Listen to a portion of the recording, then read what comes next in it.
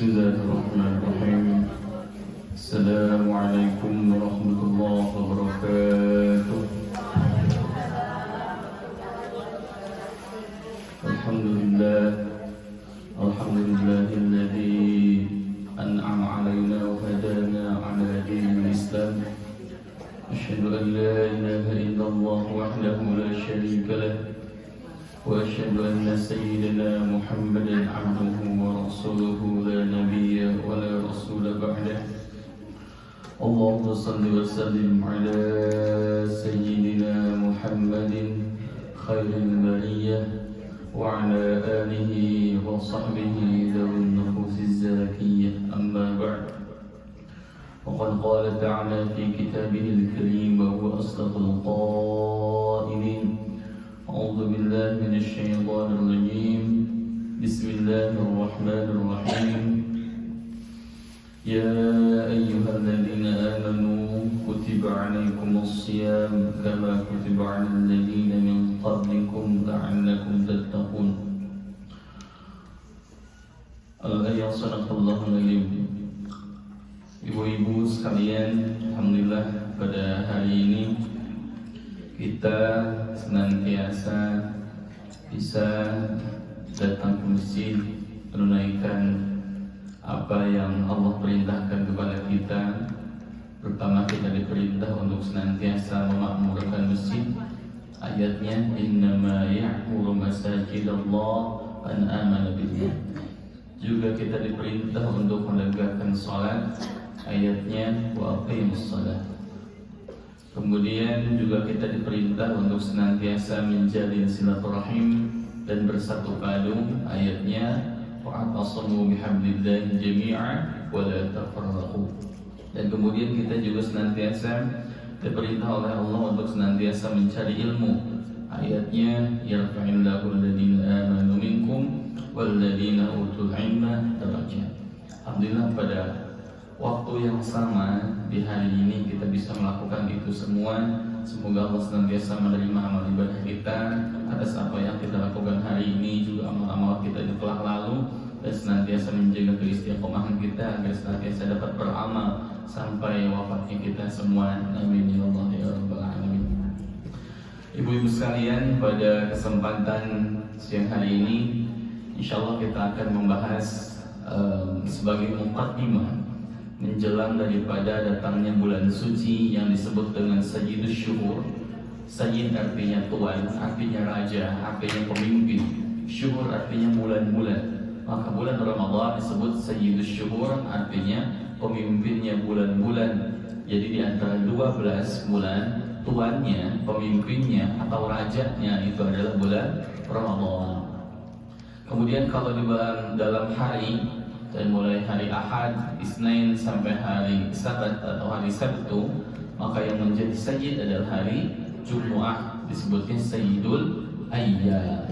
Jadi kalau hari Jumat disebutnya Sayyidul Ayyam, bulan Ramadan disebutnya Sayyidul Syuhur, yaitu tuannya, rajanya para bulan. Sedangkan hari Jumat adalah Sayyidul Ayyam, tuannya hari-hari.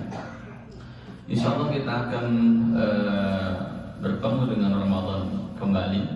Semoga Allah senantiasa memanjangkan usia kita, ibu sekalian, sehingga dapat melakukan ibadah di bulan Ramadan yang akan dilaksanakan kira-kira 24 hari ya, kalau tidak salah 24 hari kita akan melakukan puasa Ramadan. Ibu-ibu sekalian, saya ingin mulai dengan apa yang dikatakan Allah Subhanahu wa taala dalam Quran ketika menjelaskan puasa. Allah Subhanahu wa taala dalam Quran yang kita baca, itu puasa itu memiliki dua bahasa. Pertama, kita seringkali membahasakan bahwa puasa itu artinya shaum, ya. Kita baca, wah katanya sedang apa? Sedang shaum, sedang puasa. Kemudian ayat perintah puasa yang saya baca tadi sebagai muqaddimah dari Al-Baqarah 183 itu adalah bahasanya bukan shaum tapi siyam. Jadi ada shaum, ada siyam. Kedua-duanya antara shaum dan siyam, kata ulama maknanya satu. Apa maknanya? Secara bahasa maknanya adalah al-imsak, artinya menahan.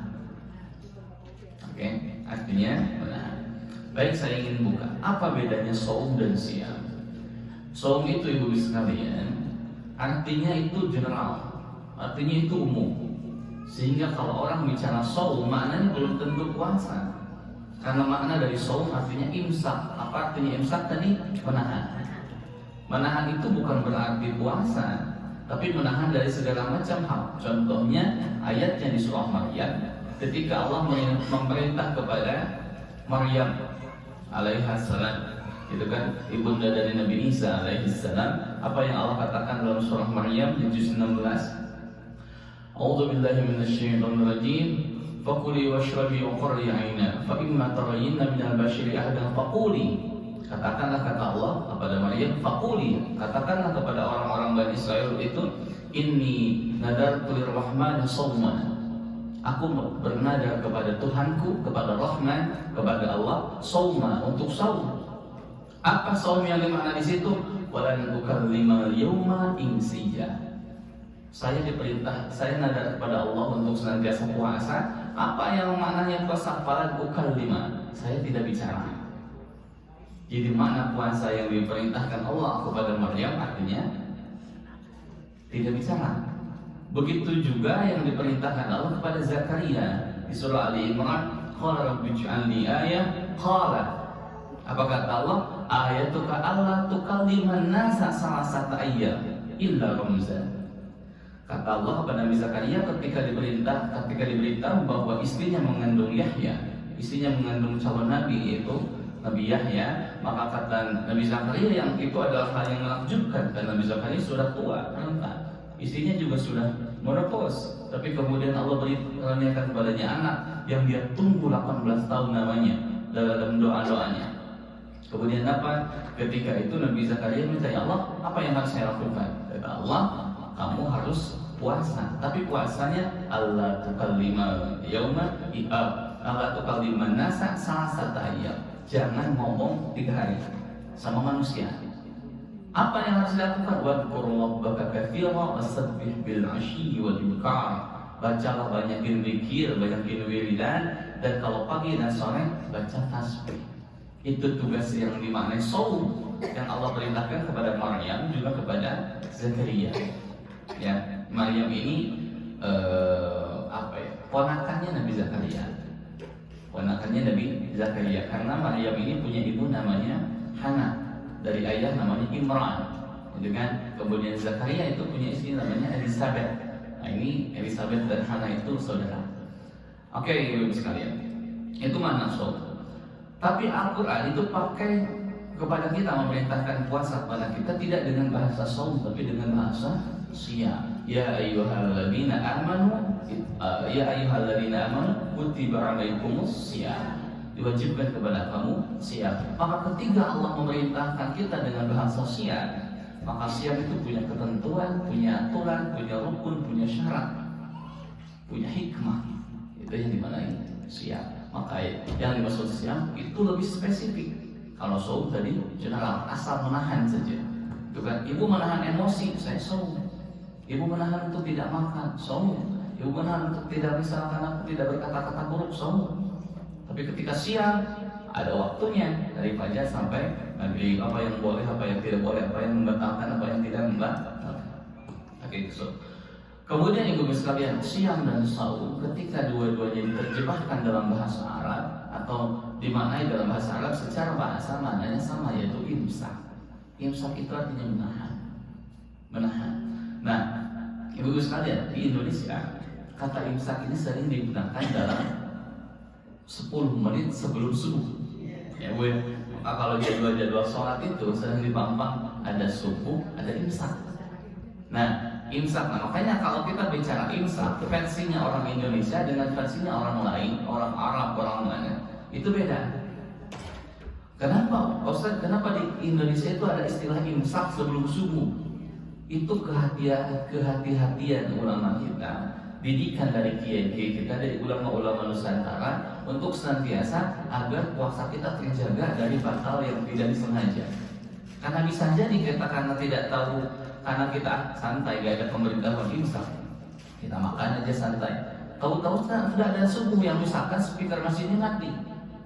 Wah, tahu-tahu apa kita masih makan, maka statusnya batal. Maka oleh ulama Indonesia dalam keilmuan secara apa untuk menyesuaikan dengan kondisi masyarakat di sana, maka ada imsak 10 menit dikasih tahu imsak. Tapi itu belum mulai puasa, itu hanya warning saja, itu hanya perhatian saja bahwa oke, hati-hati nih 10 menit lagi nih. Nah, ibu-ibu sekalian, dalam berpuasa itu kata Quran itu adalah ya ayyuhalladzina amanu kutiba alaikumus shiyam kama kutiba alal ladzina min qablikum la'allakum tattaqun. Menariknya, setiap Allah menyeru orang-orang beriman untuk ada kaitannya di ayat yang sama untuk takwa, maka di tengah-tengahnya ada amal ibadah.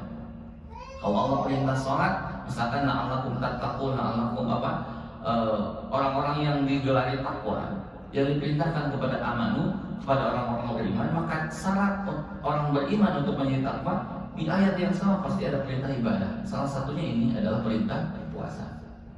Asyam. Kutiba itu bujiwa. Jadi ketua bahasa Arab, kataba itu kan artinya nulis, ya. Kataba itu artinya nulis. Katib orang yang nulis, kan? Kutub adalah kitab atau buku yang ditulis. Kita makanya produknya kita, kata kerjanya kataba. Tapi ketika jadi kutiba dalam bahasa fikih, dalam bahasa Quran, maka itu adalah wajib yang dikukuhkan.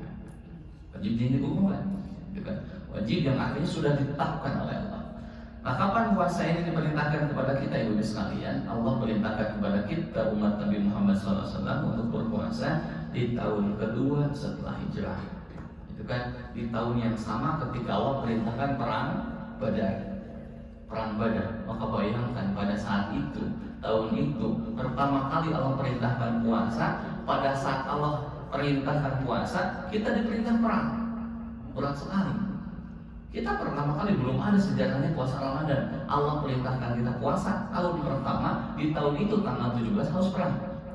Kita cuma 313 pasukan melawan 1000 pasukan yang senjatanya lengkap. Maka ini iman apa yang diuji oleh orang-orang sahabat ini diuji oleh Allah. Sehingga sahabat-sahabat itu yang jalan-jalannya banyak nyeletuk juga, karena sahabat ini bukan perang, ini bukan jihad, ini gerakan bunuh diri. Karena nggak masuk akal. Lawannya banyak, lawannya lengkap senjatanya, dan lawannya buat tenaga karena nggak puasa. Kita puasa. Wah, tapi Allah tolong dan diberikan kemenangan di perang Badar. Menang bukan Badar. Itu istilah daripada itu. Baik, saya ingin katakan daripada daripada kita Qamituyan, bahwa salah satu yang diharuskan bagi orang-orang beriman adalah puasa. Shalli sholata wa zakki malaka tsumma sum wa'fuf wa hujja wa jahidanna fatukram. Ada beberapa yang diwajibkan menjadi karakter orang beriman adalah pertama, sholli, dia sholat, wa zakki, dia berzakat, tsumma sum, dan dia puasa, wa'fuf, dan dia beriktikaf, wa hujja, dan dia berhaji, wa jahidanna, dan dia bersungguh-sungguh dalam jalan Allah atau dia berjihad di jalan Allah. Kemudian wa syu'batu tsaniyatu wa 20, cabang iman nomor 23. Nah, ada cabang iman. Kita sudah bahas beberapa pertemuan lalu tentang cabang iman. Nah, kata Nabi, rukun iman ada 6, tapi cabangnya ada 77. Salah satunya diceritakan oleh ulama, dari yang 77 itu cabang nomor 23 adalah shaum Ramadan, puasa bulan Ramadan. Ba'ayatu kasaira muftirat fi ayyami, dengan meninggalkan seluruh yang membatalkan puasa di siang hari. Biniyatin fil lailah, dengan niat di malam hari. Ini penting, puasa itu harus niat. Ustaz, gimana kalau puasa kita lupa niat? Nah, ibu-ibu sekalian, dalam madhab kita, madhab Imam Syafi'i, madhab yang mayoritas orang Indonesia gunakan, maka setiap malam puasa itu harus niat. Gak niat batal. Solusinya gimana Pak Ustaz? Solusinya kita bisa ikut mazhabnya Imam Malik. Apa kata Imam Malik? Di malam pertama bulan puasa, di hari pertama, malam pertama bulan puasa, kita bisa niat untuk 1 bulan penuh. Tapi diniatkan tiba di Imam Malik, ya Allah, saya niat berpuasa untuk 1 bulan penuh ikut pendapat Imam Malik. Nah itu kalau misalkan di tengah tanggal 12, tanggal 17 lupa niat malamnya karena kita sudah niat di awal untuk puasa 1 bulan, maka itu aman, tidak batal. Ya Bu ya. Nah itu tentang niat. Puasa harus kita mulai tentang niat. Kemudian kapan waktu puasa? Kapan waktu puasa? Waktu puasa dimulai dari terbitnya fajar shadiq sampai terbenam matahari. Dengan min tulu'il fajr shadiq ila ghurubisy syamsi. Dari mulai terbitnya fajar shadiq. Karena fajar ada 2 Bu. Fajar itu ada 2. Pertama ada fajar shadiq, fajar yang benar. Ada fajar kidib atau fajar kadib, fajar yang bohong. Kan Ibu nggak aneh kalau di Indonesia. Mohon maaf, kalau di Indonesia beberapa ormas itu jam 3 subuh ada. Padahal subuhnya jam 4 misalnya. Ibu pernah mendengar itu? Ya, jam 3 subuh atau setengah 3 dia ada. Tapi bukan adzan subuh. Disebutnya adzan awal. Nah itu adalah waktu terbitnya fajar kidib, fajar yang bohong. Sedangkan fajar yang shadiq itu adalah waktu adzan subuh.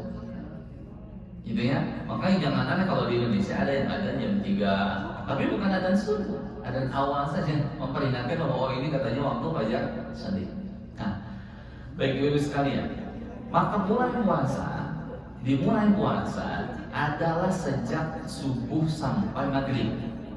Terbenam matahari itu maghrib.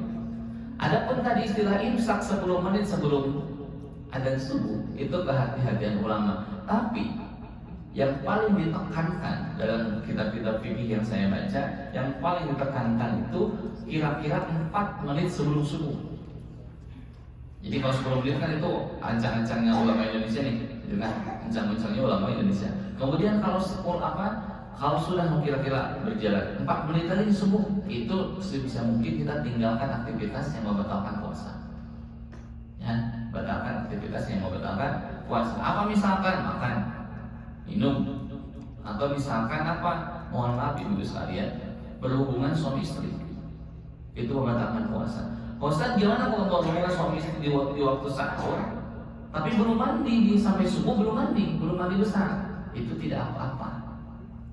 Mandinya bisa setelah adzan subuh, walaupun sudah masuk waktu puasa, gitu kan? Nah, sebelum saat subuh mandi dulu, walaupun misalkan sudah masuk waktu puasa. Tapi sekali lagi berjimahnya itu harus berhenti sebelum adzan subuh. Kira-kira 4 menit itu untuk kewaspadaan ulama yang saya baca di kitab-kitab, 4 menit lah kira-kira. Jangan makan, jangan minum, jangan melakukan hal yang membatalkan puasa. Berlangsung puasa ini sampai maghrib. Nah, karena nanti di waktu maghrib ada istilah buka puasa. Apa bahasa Arabnya buka puasa Ibu? Iftar atau futur. Nah, iya betul. Karena di Indonesia yang populer itu namanya takjil. Takjil itu apa sebetulnya secara bahasa bukan artinya buka puasa, karena artinya takjil itu artinya bersegera. Ajil, segera. Takjil, ayo segera. Artinya takjil itu bersegera. Iya. Ya betul. Karena itu Ibu sekalian, itu berdasarkan dari hadis Nabi. Apa kata Nabi? Salah satu kesunahan puasa itu 2. Apa salah satu yang disunahkan puasa? Ta'jilul futur wa ta'khirus sahur. Ta'jil artinya menyegerakan. Al-futur berbuka, menyegerakan berbuka, wa ta'khirus sahur, dan mengakhirkan sahur. Gitu kan? Jadi sahur itu seyogianya itu bukan jam 12 malam. Gitu kan? Nanti kita bahas tentang sahur, kita bahas itu tentang buka puasa. Jadi futur atau iftar itu artinya buka puasa. Ustaz, gimana kalau di Indonesia sudah bahasanya takjil? Sudah gak apa-apa, anggap saja sudah jadi bahasa serapan. Ini takjil yang dimaksud orang Indonesia, takjilnya bahasa Indonesia bukan bahasa Arab. Karena kalau bahasa Arab artinya bersegera. Ya Bu ya. Nah, baik Ibu sekalian. Nah, dengan cara apa kita berbuka puasa? Dengan cara apapun yang Allah halalkan. Dengan cara apapun yang Allah halalkan. seyogianya sunnahnya kita buka puasa dulu sebelum sholat maghrib. Tapi yang dimaknai buka puasa itu membatalkan saja, bukan harus makan, enggak. Makan misalkan cuma seteguk air atau misalkan makan kurma. Dan seringkali diistilahkan oleh orang-orang Indonesia karena Nabi SAW ketika berbuka puasa itu menggunakan kurma. Maka sering orang Indonesia katanya sunnah yang manis-manis. Tapi saya belum menemukan itu referensinya. Tapi yang jelas itu karena menganggap bahwa kurma manis, jadi disunahkan yang manis. Tapi ini dikritik oleh dokter-dokter, katanya nanti diabetes, nanti darah tinggi karena kebanyakan manis-manis. Hanya kita ikut saja bahwa yang sunnah kurma saja. Oke, kalau nggak kurma air putih saja. Kalau kita kan di Indonesia mau makan kolak, cakor, cekek, semuanya sudah kumpul. Ketika waktunya makan, waktunya tarawih bukannya kuat untuk tarawih malah lesu. Iya. Tapi intinya kita setiap tahun berusaha untuk meningkatkan puasa. Baik ibu sekalian, itu tadi berbuka puasa. Kemudian pesan setelah berbuka puasa kita harus apa? Kita tentu bisa makan, bisa apa. Kemudian nanti disunahkan sholat tarawih. Tarawih itu artinya rawih atau rohah, dari kata rohah artinya istirahat, artinya santai. Makanya kadang kurang relevan kalau tarawih terlalu cepat. Ini di Indonesia banyak diberitakan tarawih 3 menit, 5 menit 20 rakaat, itu encok gitu. Seyogianya ya sedang-sedang saja, tapi jangan terlalu lama juga. Kalau misalkan jamaahnya gak sanggup, kecuali ibu-ibu sekalian ikut jamaah banyak di daerah yang saya tahu Yang saya tahu itu ada di daerah Jogja, di daerah juga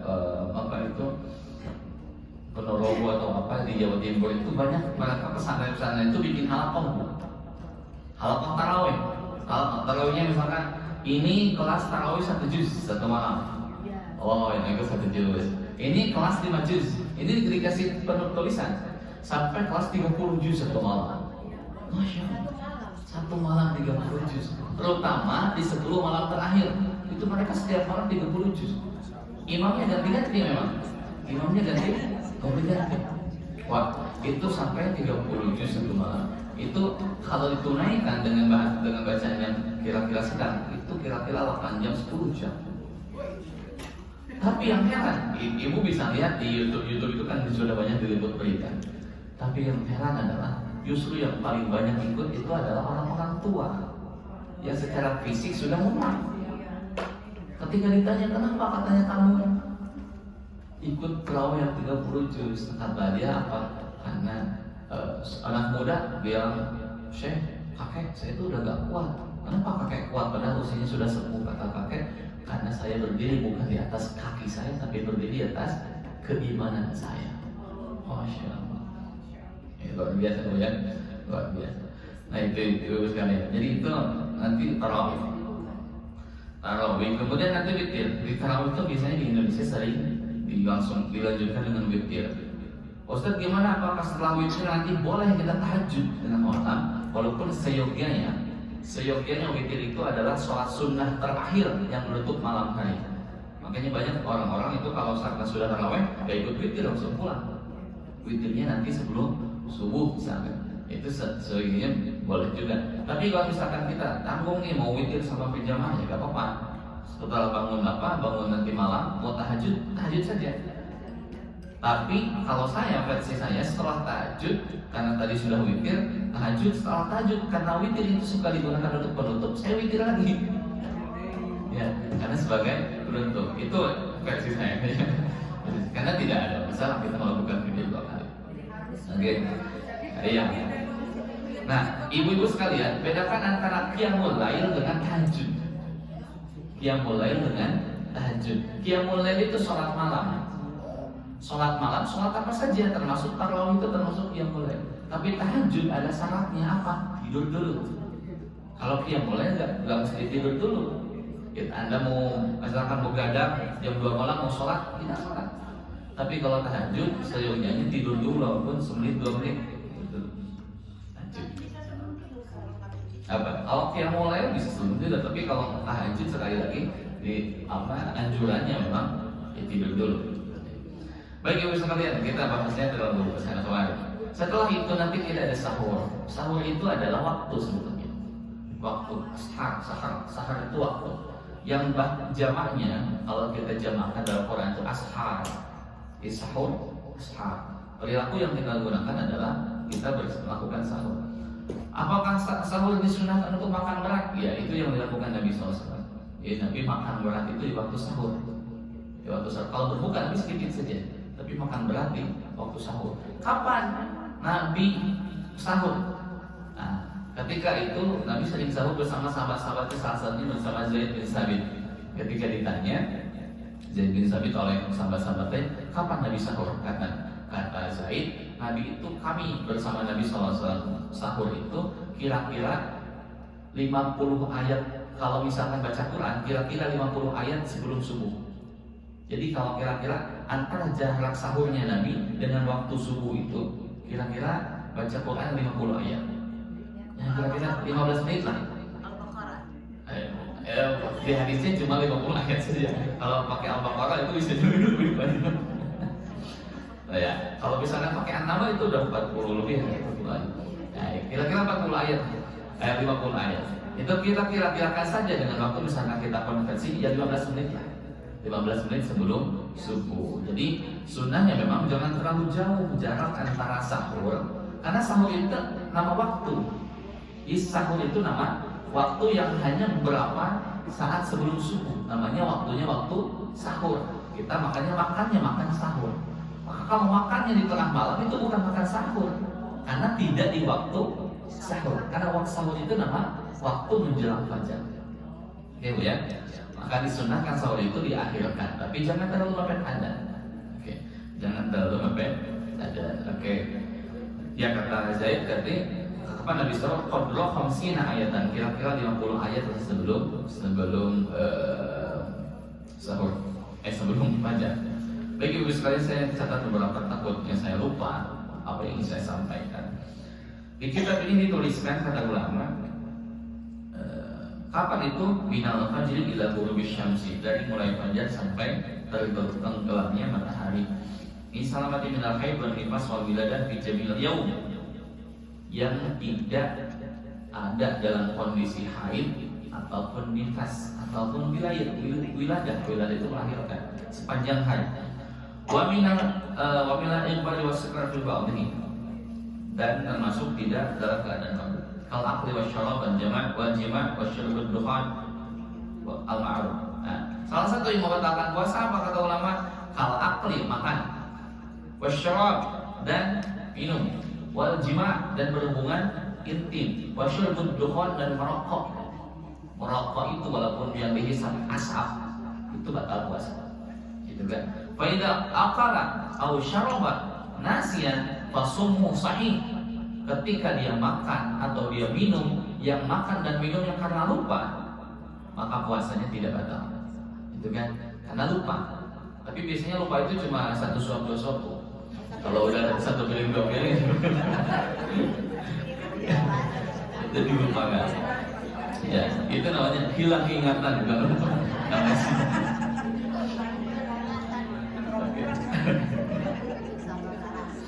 Nah, itu puasa. Ibu-ibu sekalian, ada puasa itu saya ingin kembali lagi ke kata puasa. Puasa wajib itu ada beberapa. Pertama ada puasa Ramadan itu wajib. Kita tahu puasa Ramadan wajib. Ada juga puasa wajib itu puasa nadar. Nadar wajib. Misalkan gini. Kalau misalkan suami saya sembuh dari sakit, maka saya akan berpuasa nadar. Maka puasa statusnya setelah suaminya sembuh wajib. Wajib karena nadar. Nadar itu mewajibkan. Salah satu wajibnya nadar itu, kalau misalkan kita nadar itu misalkan kurban Bu. Misalkan kurban, saya nadar untuk berkurban tahun depan. Nadar, kurban nadar itu beda hukumnya dengan kurban sunnah.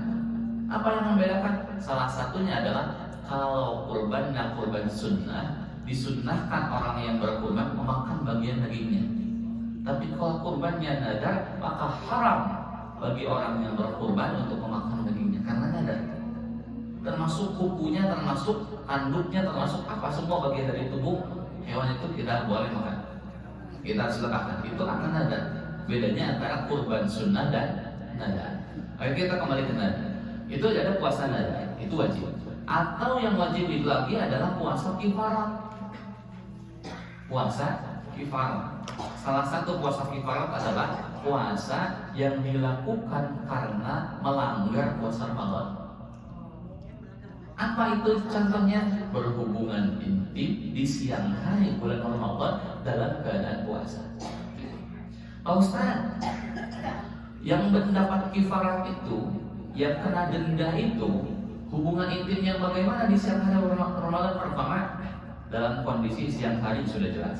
Malam hari Ramadan boleh. Yang kedua, dalam kondisi berpuasa. Jadi kalau tidak berpuasa tidak masalah, tidak dapat kifarat.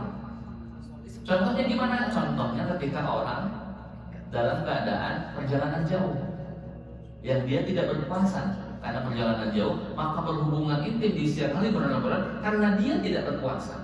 Dan alasan puasanya karena itu dibolehkan oleh syariat, maka hubungan intim di siang harinya tidak dapat kifarat. Jadi yang kena kifarat adalah apa? Membatalkan dengan sengaja puasa Ramadan di siang hari dengan hubungan intim. Oh Ustaz, gimana kalau yang membatalkannya itu kita minum dulu?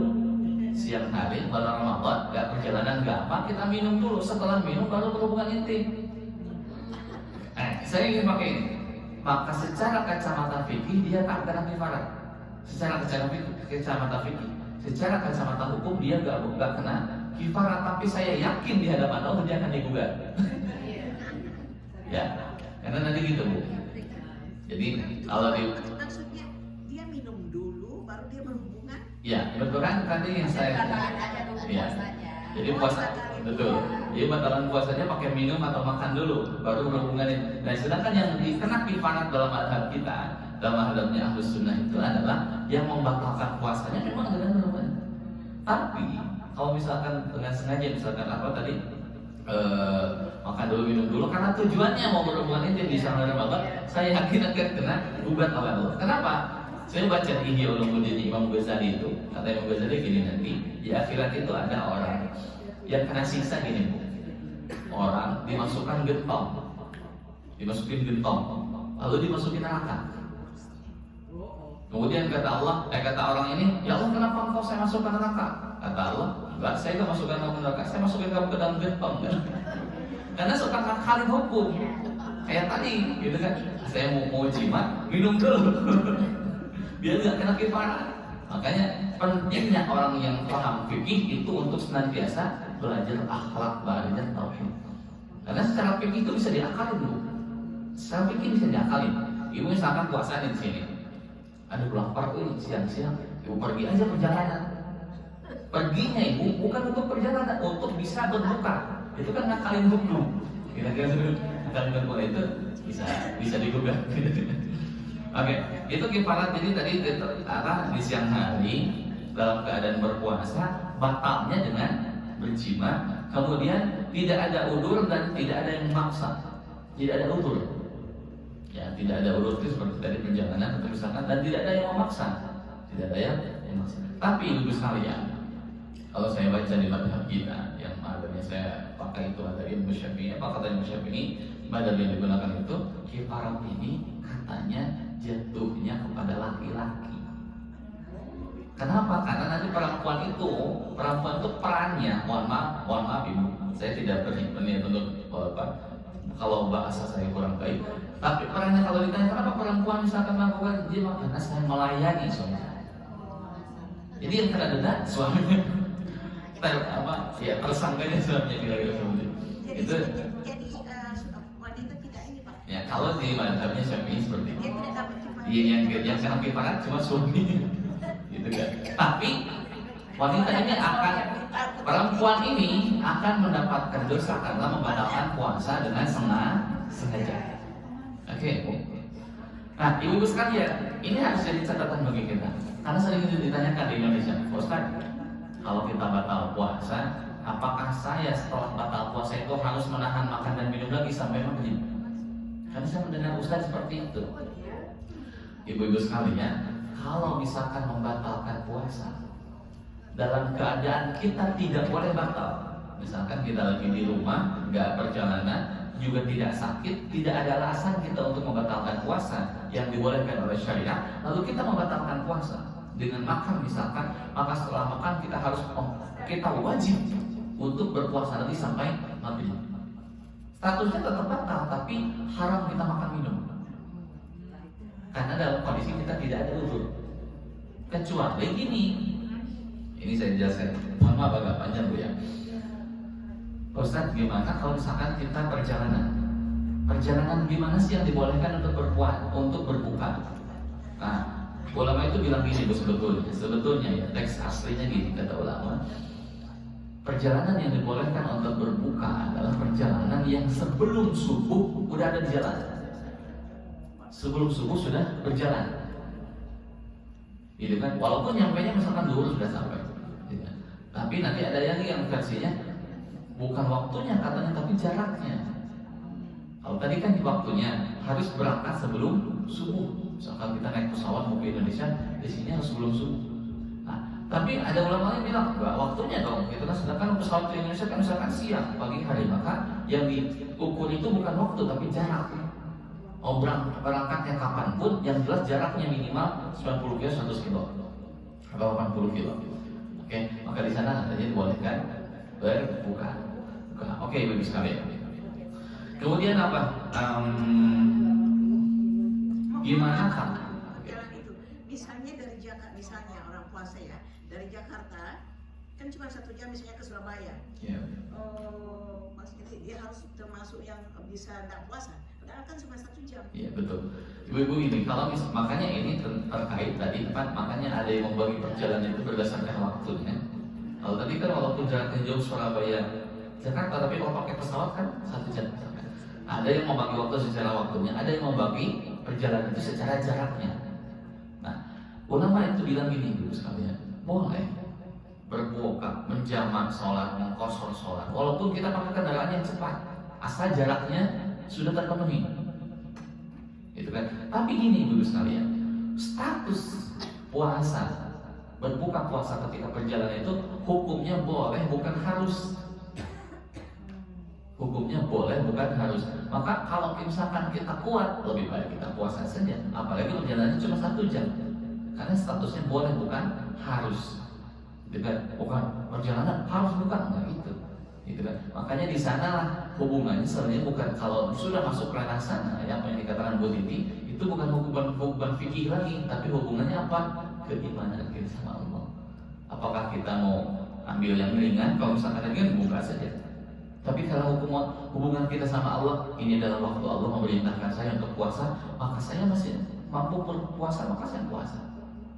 Itu hubungannya ke tauhid, ya Bu ya, tauhid. Oke, itu kalau misalkan perjalanan. Oke, ibu-ibu sekalian, kalau misalkan tadi mau sengaja membatalkan puasa di siang hari yang tidak ada uzur, maka dia wajib menahan, wajib imsak sampai maghrib. Tapi kalau ada uzur, misalkan karena perjalanan, begini Bu, orang yang tidak berpuasa karena perjalanan jauh, selama dia perjalanan dia boleh makan, boleh minum. Bagaimana kalau dia sudah sampai ke rumah, ke tujuan sebelum waktu maghrib? Maka statusnya di rumah ini apakah harus berpuasa, harus tidak makan dan tidak minum, atau boleh makan minum? Kata ulama, kalau misalkan kita perjalanan, misalkan dari sini ke mana yang jauh ya, California misalnya Bu ya, California. Sampailah ternyata di sana itu kita gak puasa, kita akan membatalkan puasa di jalan. Sampailah di sana waktu asar, maka kata ulama sunnah, apa? Sunnah untuk menahan diri dari membatalkan puasa, dari yang dapat membatalkan puasa sampai maghrib, karena kita sudah sampai. Tapi dalam statusnya masih di perjalanan, dia tidak disunahkan, dia makan minum aja, karena dia tidak berpuasa. Tapi kalau sudah sampai di tujuan, sunnah, hukumnya sunnah, karena ada uzur. Tapi kalau yang tidak ada uzur, membatalkan puasa dengan sengaja tanpa alasan, maka hukumnya wajib untuk menahan diri dari yang membatalkan puasa sampai maghrib. Pusing bu? Ya, itu fikih itu memang karena seperti itu. Ya, sering bilang, saya sering pernah mengatakan Ibu Titi di pengajian minggu itu, fikih itu seringkali membuat otak cerdas, tapi kadang membuat hati kita keras. Otak cerdas tapi hati keras, makanya harus diiringi dengan keilmuan-keilmuan lain yang dapat melunakkan hati, tazkiyatun nufus gitu kan, belajar tentang ridho, tentang sabar. Nah, oke, ada lagi apa ya? Pak Ustadz, gimana kalau misalkan kita menelan darah? Darah, ya. Ini saya sering ini bu, sering status darah dalam madhab Imam Syafi'i, darah itu hukumnya najis. Dalam madhab Imam Syafi'i hukumnya najis, maka darah itu statusnya sama dengan nanah, hukumnya najis. Kalau ada di baju, ada di pakaian, di bawah sholat, batal sholatnya. Kalau darahnya banyak ya, kecuali darahnya darah yang bisa diampuni, seperti misalkan kita diperban, ada darah terus mengalir, kita sholat itu diampuni, tidak apa-apa. Tapi misalkan ada darah dengan sengaja, kita tidak ada apa-apa, kemudian kita mau pakaian dalam sholat yang bawa darah, itu bisa batal. Itu dalam madhab Syafi'i. Tapi dalam madhab Imam Malik, darah itu katanya tidak najis. Untuk posisi puasa, menelan darah itu mau pakai madhab manapun dia tetap batal, karena statusnya bukan masalah najis atau tidaknya, tapi ada yang masuk ke rongga mulut. Ya, mau najis atau tidak ya batal. Ya, mau najis atau tidak, ada yang masuk ke dalam rongga tenggorokan kita, itu batal. Makanya apa? Saya sering kritik salah satunya Pak, karena saya pakai madhab Syafi'i di Indonesia itu, kalau ada yang berdarah, itu anak kecil suka disedot. Ya bu ya, sedot itu bukan untuk ditelan tapi dibuang. Wah, sering kali anak-anak kita disedot, ditelan. Karena darah, walaupun tidak dalam keadaan berpuasa, tapi darah itu karena mayoritas kita di Syafi'iyah itu statusnya najis, boleh ditelan, timbang saja. Nah, gimana status menelan darah itu membatalkan puasa, kecuali darah yang memang tidak bisa kita hentikan, misalkan darah dalam gusi. Ya bu ya, sering itu darah dalam gusi, ada darah ketelan, hukumnya tidak apa-apa. Nah, hukumnya tidak apa-apa, makfu dalam bahasa fikih. Pak Ustadz, gimana kalau menelan dahak sama ludah selama belum keluar tidak apa-apa. Tapi kalau sudah keluar, apalagi misalkan atau sudah di dalam lidah, dijulurkan lidahnya, dia keluar. Atau misalkan sudah dibuang, kita isap lagi, kita jelaskan. Ya, itu batal. Tapi kalau sebelum keluar rongga mulut kita itu tidak. Oke, itu dalam. Pak Ustadz, gimana hukumnya mencicipi makanan? Itu yang sudah dikenal itu. Mencicipi makanan ketika puasa, ini seyogianya seharusnya ibu-ibu sekalian mohon berhati-hati ketika mencicipi makanan. Karena sekali lagi mencicipi makanan itu tidak sampai menelannya ke tenggorokan. Ya, karena perasa itu ada di lidah. Ibu rasa enak sama asin manis itu kan cuma di lidah. Di tenggorokan udah gak kerasa lagi. Ya, makanya namanya mencicipi itu cuma di mulut saja. Dibuang lagi, jangan dibuang. Ibu-ibu sering menambah, nantinya pakai nasi lagi. Itu namanya buka puasa. Jadi cara mencicipi agar tidak batal, mencicipi tapi cuma di lidah, dibuang lagi ya. Ya, jangan malah keenakan. Itu cuma untuk memastikan saja tidak keasinan misalnya, cuma sampai lidah. Oke, itu darah, itu dah. Kemudian hukum puasa, ibu-ibu sekalian, waktu puasa kita mengikuti tempat di mana kita berada. Mengikuti tempat di mana kita berada. Ibu berangkat dari Indonesia di bulan puasa menuju sini ke Amerika. Ternyata misalkan transit di Qatar, ibu dari Indonesia. Waktu Indonesia, ketika ibu tiba di Qatar, orang Indonesia sudah buka puasa.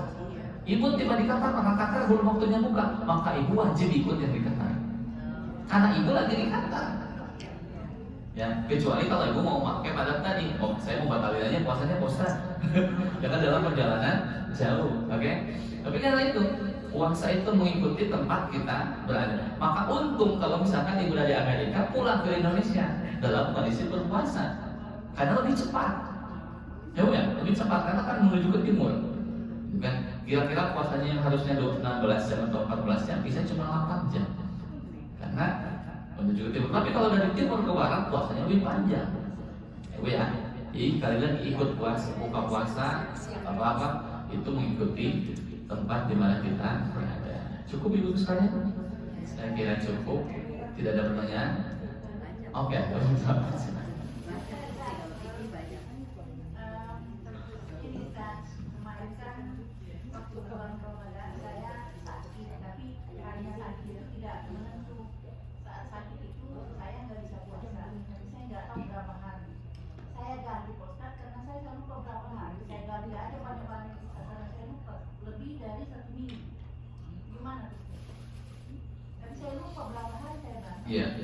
Iya, pertama gini sekalian. Memang seyogianya kita kalau meninggalkan puasa kita catat, karena puasa wajib qada.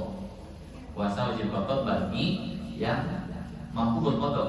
Kecuali bagi yang tidak mampu qada seperti orang tua yang sudah renta, sudah pikun, tidak mampu qada, maka dia diwajibkan untuk keluarganya membayar fidyah. Kemudian gimana kalau kita lupa? Termasuk ini sama dengan statusnya orang yang ketika awal balik usia 20 tahun misalkan masih nakal-nakal, gak suka puasa. Kemudian udah 40 tahun dan taubat dia, gimana puasa-puasanya dulu, gitu kan? Itu puasa saja, sebanyak yang dia bisa mampu lakukan. Nah, tapi kalau misalkan ukurannya cuma tahun kemarin, kira-kira sakitnya berapa hari, itu kita kira-kira saja. Tapi untuk lebih aman, kira-kira itu kita lebihkan. Kalau kira-kira kita cuma seminggu, kita lebihkan 1 hari misalnya. Sebagaimana kira-kiranya kita kalau was-was dalam ukuran rakaat sholat.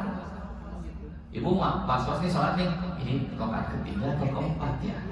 Nah kata ulama ambil yang paling sedikit, ambil 3 saja. Walaupun nanti ketika ditambah ternyata rakaat kita sudah 5. Tapi kata ulama daripada mengurangi lebih menambah.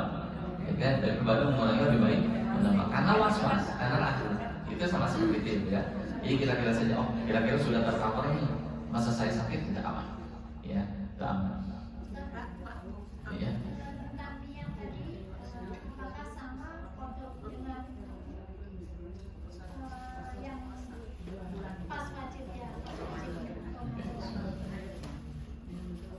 Waktunya sama.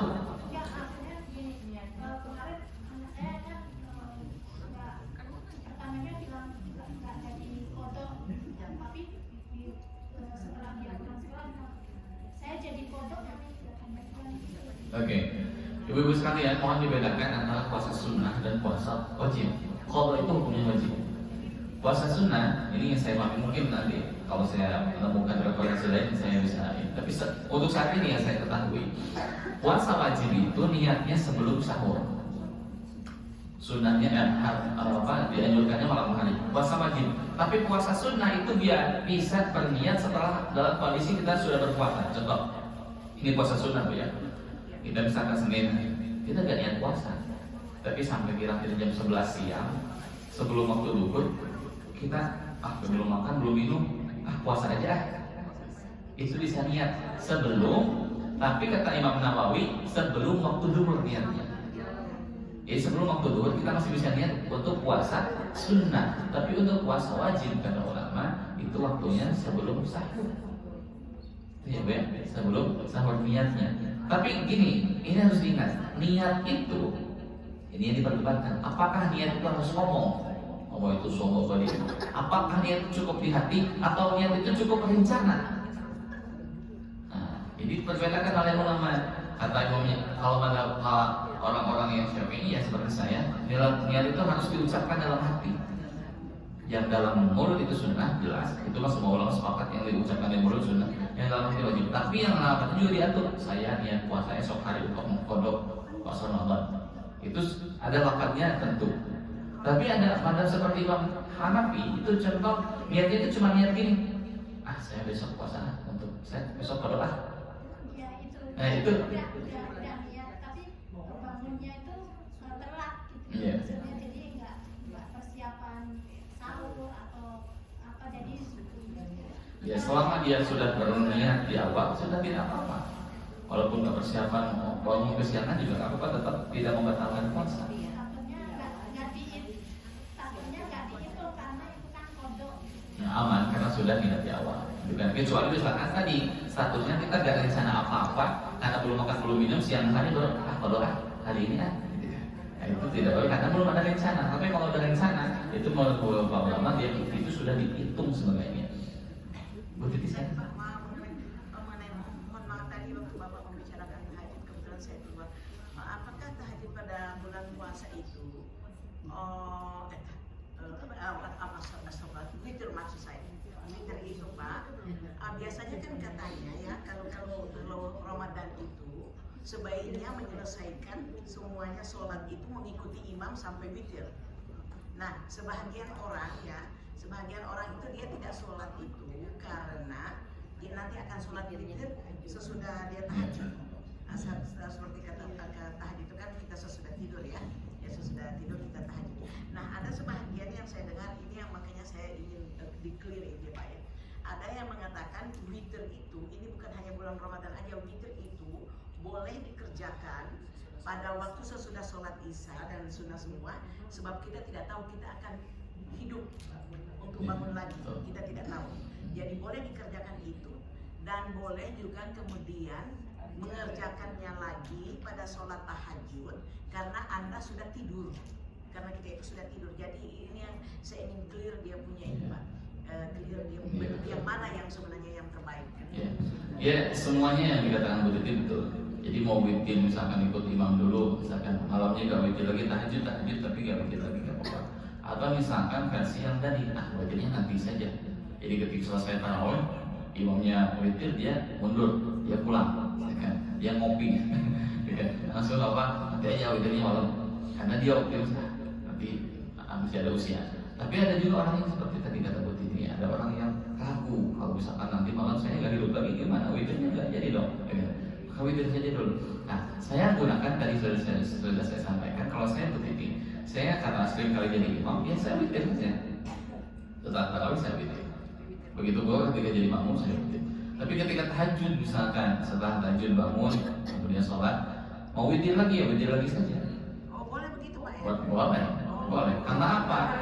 Iya. Tetap witirnya tetap ganjil. Karena witir yang pertama sama yang kedua ini sudah dibedakan. Ya, tetap kalau witir itu kan ganjil. Mau 7 rakaat, mau 21 rakaat. Ya, ganjil itu.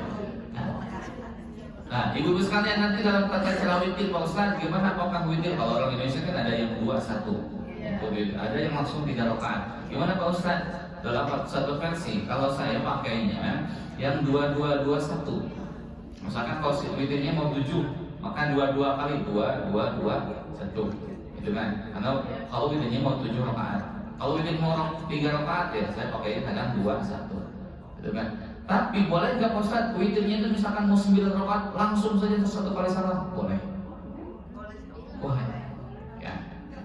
Boleh. Cuman sekali lagi disunahkan sholat sunnah itu kata Nabi masna 2 rakaat salam, 2 rakaat salam, 2 rakaat salam, terakhir ini baru 1 rakaat atau 3 rakaat. Jadi kata Nabi sunnahnya masna. Tapi kalau misalkan ada yang mengajarkan langsung 7 rakaat untuk witir itu boleh, ya boleh. Cuma meninggalkan keutamaan yang dikatakan Nabi untuk masna. Cukup Bu? Sudah apa? Oh iya. Kakaknya Bu Mutiah, Ustaz Samsi. Abdul Malik. Oke, siapa namanya? Muttaqin Abdul Malik. Oke. Baik, kita baca doa dulu sebelum tutup. Pertama untuk Pak Muttaqin Abdul Malik, Allah sudah memanggilnya mendahului kita dan kita tentu bersaksi selama dia tidak pernah berbuat keburukan kepada kita, maka kita bersaksi bahwa dia orang baik. Maka kita berdoa semoga Allah, jika dia punya dosa, Allah senantiasa ampuni dosanya. Jika punya kesalahan, Allah hapus kesalahannya. Dan ketika dia beribadah punya ketaatan, semoga Allah terima nilai ibadahnya, nilai ketakwaannya, ketaatan kepada Allah. Dan kelak mudah-mudahan beliau serta kita semua ketika setelah wafat kita dikumpulkan bersama para salihin, para aulia, para ulama, para nabi yang dikumpulkan dalam golongan orang-orang yang abrar, orang-orang yang beruntung.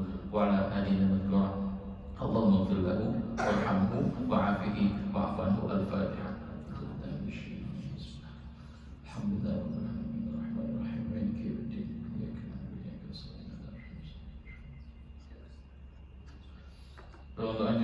ada yang mau umroh ya Bu Ida?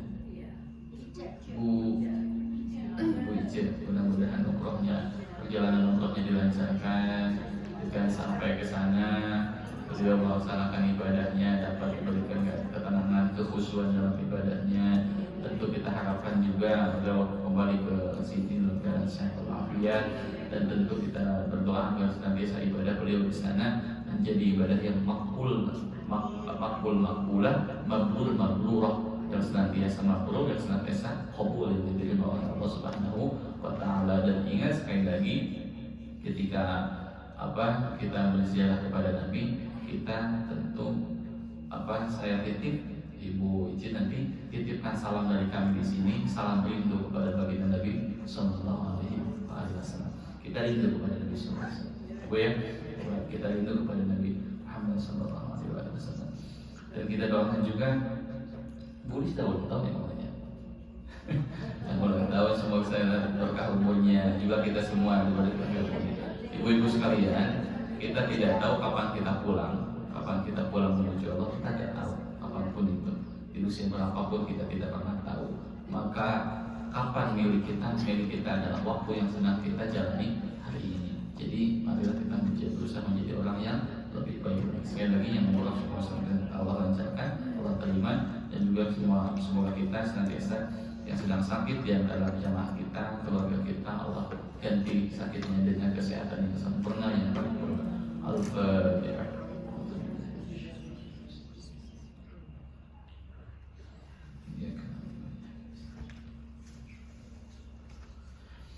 Itu saja mungkin ibu-ibu sekalian. Insya Allah saya bersama Ustaz Khalil akan menemani ibu sekalian dua kali lagi ya Bu Ida ya.